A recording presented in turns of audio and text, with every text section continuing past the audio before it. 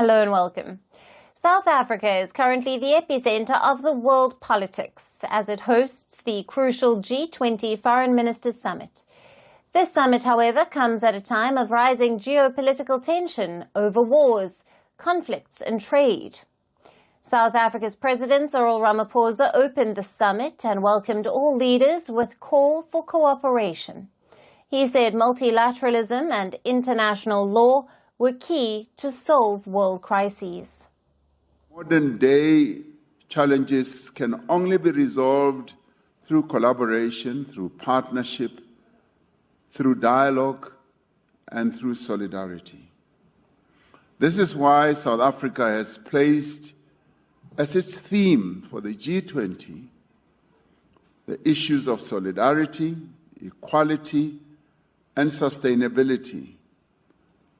These are at the center of South Africa's presidency of the G20. Top diplomats from the world's largest economies are in Johannesburg for the two-day talks, held for the first time in Africa. Russia's Foreign Minister Sergei Lavrov, China's Wang Yi, India's S. Jaishankar, Britain's David Lammy and France's Jean-Noel Barrot are in attendance, along with other leaders. However, missing from these talks is U.S. Secretary of State Marco Rubio, amid disputes with the host nation over several policy issues. He had earlier labeled South Africa's agenda for the summit as anti-American. Host leader Cyril Ramaphosa was quick to play down the absence of Donald Trump's top diplomat. He said that Rubio's absence was not a train smash or the end of the world, as long as the G20 family is able to meet and discuss important matters. You know, some leaders, it's not the end of the world. As long as the G20 family is able to meet, discuss important issues, and come out with a declaration. And that is what we aim for. We are committed to having a good relationship with the United States, and we do relate to them in a number of ways. And what has ensued now with the Secretary of State not attending is in the end not a train smash, because the United States is still represented here. I'm a solutions-oriented person, and I think President Trump is as well, and we will find solutions in this regard. Now, the G20 Foreign Ministers Summit in South Africa is a precursor to the G20 Leaders Summit scheduled for November. But it comes at a time when world leaders have also been split on their responses to three major issues. The first is the Russia-Ukraine war. The second is the Gaza conflict. And the third is dramatic policy shifts from Washington since the return of Donald Trump. Pretoria, in particular, has come under fire from Washington. The main reason is South Africa's case at the International Court of Justice, where it has accused Israel of genocide in Gaza.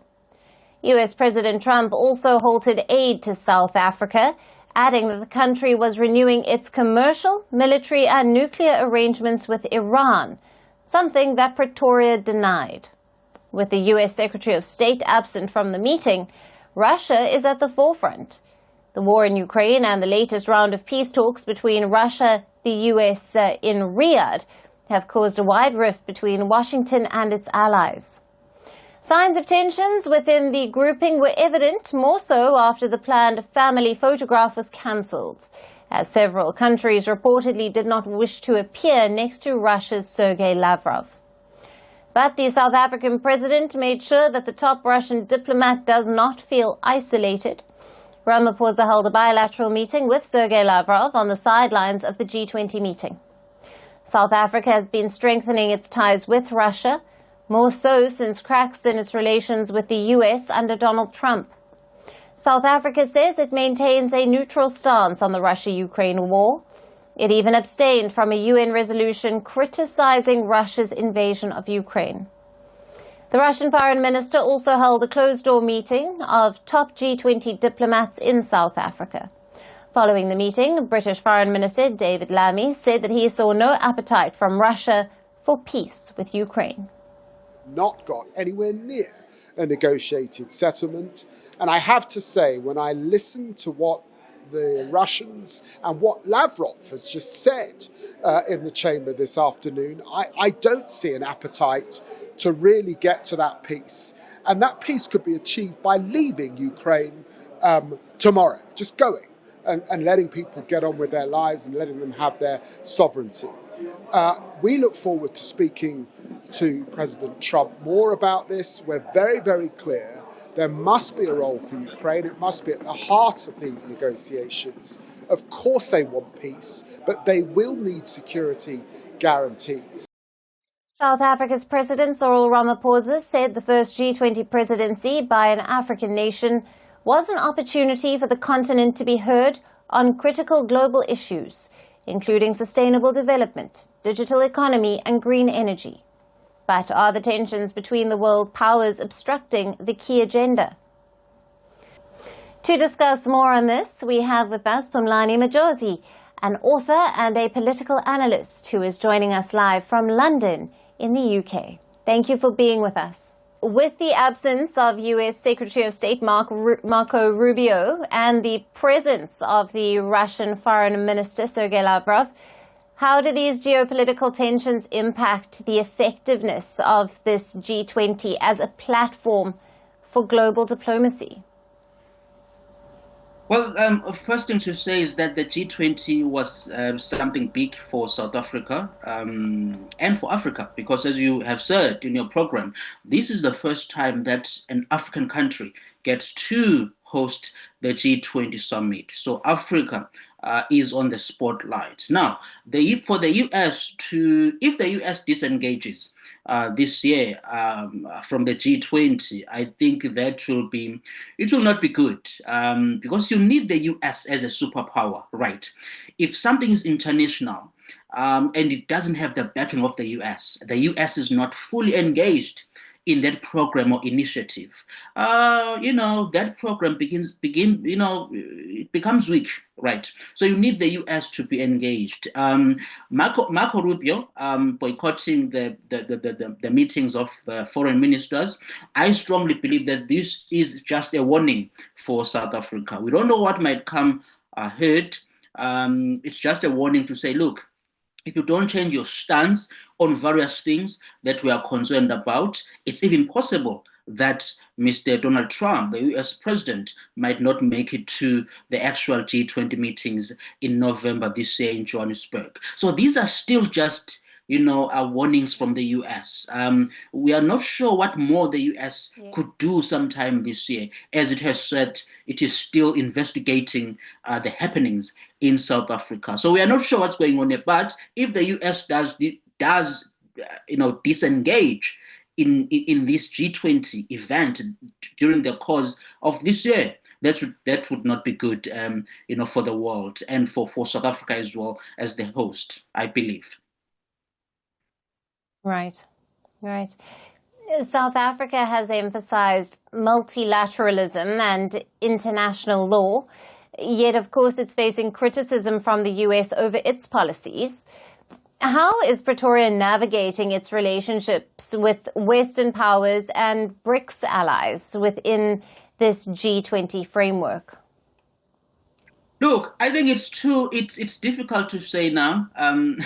It's too late. We have to be frank here, Alyson. It is too late because these tensions between the US and South Africa, they didn't begin with Trump, who took over a month ago as the US president. It was something that was already in the making over the past 8-10 years or so. We saw the US-South Africa relations getting a bit more rocky, over the years. In fact, before Trump came in, this is during the Biden administration. I think I've said this in other programs. The South African US relations were already being reviewed as to how can the US change its approach when it comes to South Africa. So the nature of the relationship between South Africa and the US. It was a matter that was becoming a bipartisan concern in Washington, right?